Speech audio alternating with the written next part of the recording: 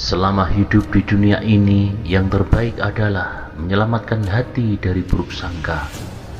Orang itu dikatakan dekat dengan Allah selama dia meluangkan waktunya untuk berzikir, ingat setiap hari dan waktunya. Kenalilah Allah Subhanahu wa Ta'ala, janganlah rasa bodoh terhadapnya, taatlah kepadanya, jangan mendurhakainya. Ridholah atas ketentuan takdirnya, jangan kau ingkari. Kenali Al-Haq Azza wa Jalla melalui ciptaannya.